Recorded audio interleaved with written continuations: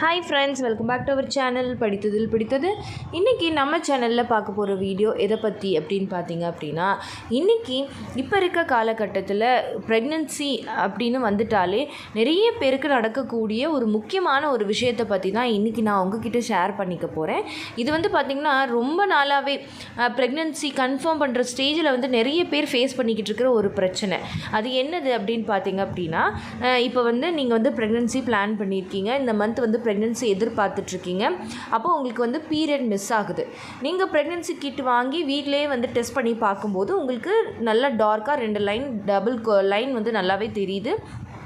But பார்த்திங்கன்னா once வந்து நீங்கள் டாக்டரை போய் பார்க்கும்போது ஸ்கேன் பார்க்கும்போது அவங்க வந்து என்ன சொல்கிறாங்க அப்படின்னா, ஸ்கேனில் வந்து சாக் மட்டும் தெரியுது, பட் இன்னும் ஃபீட்டல் போல் தெரியலை, யோக் சாக் தெரியலை, ஹார்ட் பீட்டும் இன்னும் வரல. ஸோ நீங்கள் வந்து இன்னும் ஒரு 2 வீக்ஸ் கழிச்சு வாங்க அப்படின்னு சொல்கிறாங்க.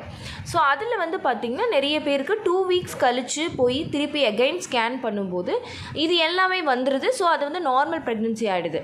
பட் சில பேருக்கு என்ன ஆகுது அப்படின்னு பார்த்திங்க அப்படின்னா, அந்த 2 வீக்ஸ் கழித்து போய் ஸ்கேன் பண்ணும்போதும் அதே மாதிரி ஒரு நிலைமை இருக்குது. அப்படிங்கிறப்போ அது வந்து கர்ப்பம் இல்லையா, இதுக்கு வந்து இனிமேல் வந்து வெயிட் பண்ணலாமா, இதுக்கு பேர் என்ன, இதுக்கு என்ன காரணம், எதனால் நான் கர்ப்பமாக இருந்தும் எனக்கு வந்து ஸ்கேனில் இப்படி தெரியுது அப்படிங்கிறத பற்றி தான் நிறைய பேருக்கு டவுட் இருந்துக்கிட்டே இருக்குது.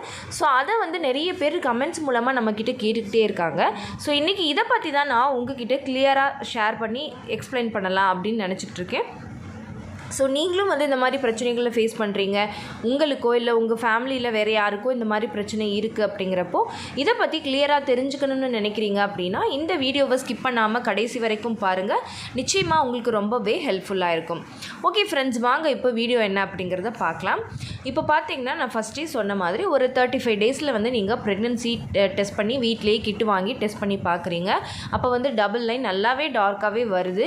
ஸோ அடுத்து வந்து நெக்ஸ்ட் ஸ்டெப்பாக வந்து நம்ம டாக்டர் கிட்ட போகலாம் அப்படின்னு சொல்கிறப்போ அவங்க வந்து சரி நம்ம ஃபஸ்ட்டு ஒரு இயர்லி ஸ்கேன் வந்து உடனே ஒன்று பண்ணி பார்ப்பாங்க எப்போவுமே. ஏன்னா வந்து அந்த கரு வந்து கர்ப்பப்பையில் தான் இருக்கா இல்லை வந்து டியூப்லேயே ஃபார்ம் ஆயிருக்கா அப்படிங்கிறத ஃபஸ்ட்டு தெரிஞ்சுக்கணும். ஏன்னா இப்போ வந்து நிறைய பேருக்கு வந்து பார்த்திங்கன்னா இந்த டியூபல் ப்ரெக்னென்சி அப்படிங்கிறது ஒரு பெரிய ஆபத்தாக முடியுது.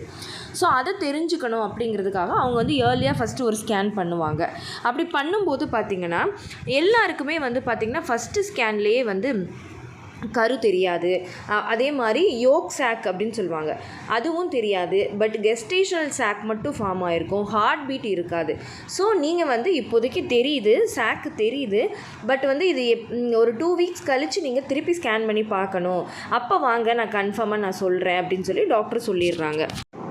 அப்போது நீங்கள் வந்து இது கர்ப்பமாக இல்லையா அப்படிங்கிற ஒரு கன்ஃபியூஷன் ஸ்டேட்லேயே நீங்கள் இருப்பீங்க. அப்போ அது வந்து கர்ப்பமாக இது வந்து திருப்பி ஸ்கேன் பார்க்க ஏன் சொல்கிறாங்க, அப்போ பயமாக இருக்கே, திருப்பி போகும்போது இந்த ஹார்ட் பீட் வந்துருமா அப்படின்னு சொல்லி பார்த்தீங்க அப்படின்னா ஒரு 85% வந்து பார்த்திங்கன்னா திருப்பி நீங்கள் போய் ஸ்கேன் பார்க்கும்போது உங்களுக்கு வந்து ஃபீட்டல் போல் தெரிஞ்சிடும், யோக் சாக் தெரிஞ்சிடும், ஹார்ட் பீட்டும் வந்துடும்.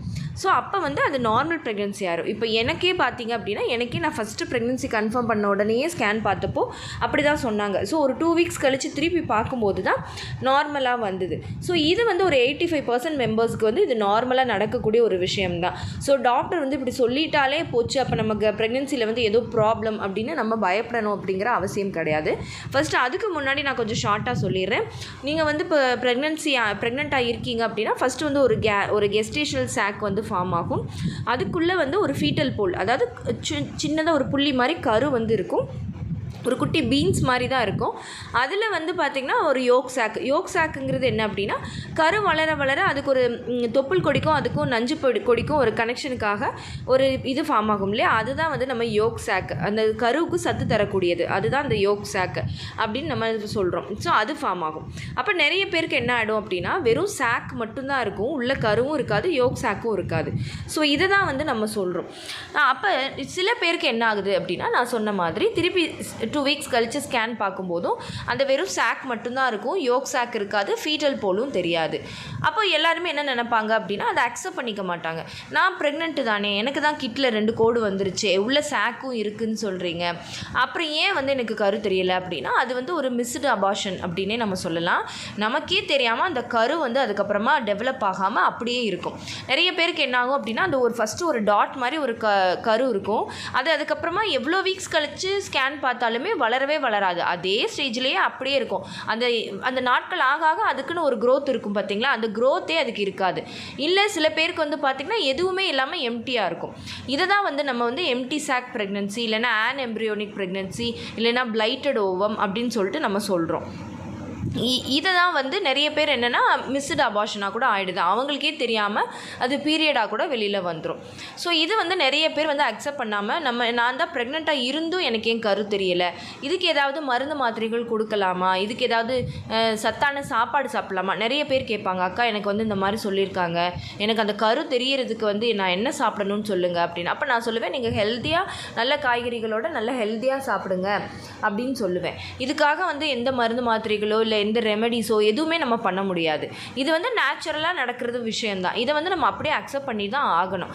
எதனால அப்படின்னு கேட்டிங்க அப்படின்னா, இந்த எம்டி சாக் ப்ரெக்னன்சியோ இல்லை பிளைட்டட் ஓவமோ ஆன்எம்ப்ரியோனிக் ப்ரெக்னன்சியோ எது காரணமாக வருது அப்படின்னு பார்த்தீங்கன்னா, ஃபஸ்ட்டு விஷயம் என்ன அப்படின்னா, 2 காரணம். என்ன அப்படின்னா, இப்போ பெண்களாக இருக்கீங்க அப்படின்னா உங்களோட கருமுட்டை, அதாவது கரெக்டாக ஓவலேஷன் டைமில் கருமுட்டை வெடிக்கும், அந்த கருமுட்டையும் வெளியிலேருந்து போகிற விந்தணுவும் சேர்ந்து கருவுறும். அதை தான் வந்து நம்ம கருத்தரித்தல் அப்படின்னு சொல்கிறோம். அப்போ அந்த கருத்தரித்தலில் கருமுட்டையும் விந்தணுவும் ரெண்டும் சேருது. அப்படிங்கிறப்ப அந்த பெண்ணோட கருமுட்டையோட குவாலிட்டியில் ஏதாவது குரோமோசோமல் ப்ராப்ளம்ஸ், கருமுட்டையோட குவாலிட்டி நல்லா இல்லை அப்படின்னாலோ, இல்லை அந்த விந்தணுவோட குவாலிட்டி, விந்தணுவில் வந்து மரபணு கோளாறு, அதாவது குரோமோசோமல் ப்ராப்ளம்ஸ் ஏதாவது இருந்துச்சு அப்படின்னாலோ, அது ரெண்டும் சேர்ந்து உண்டாகிற அந்த கருவும் வந்து பார்த்திங்க அப்படின்னா குரோமோசோமல் குறைபாடு, அதாவது மரபணு குறைபாடுடைய ஒரு கருவாக அது இருக்கும்.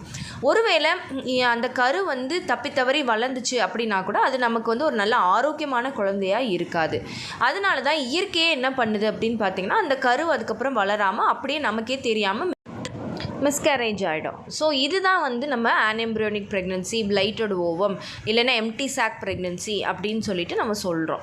ஸோ ரெண்டுமே அப்போ கருமுட்டையோட குவாலிட்டியும் நல்லா இருக்கணும், விந்தணுவோட குவாலிட்டியும் நல்லா இருக்கணும். அதனால தான் ப்ரெக்னன்சி பிளான் பண்ணுறவங்க நல்லா சாப்பிட்டு உடம்பை வந்து நல்லா பார்த்துக்கணும் அப்படின்னு நம்ம சொல்கிறது.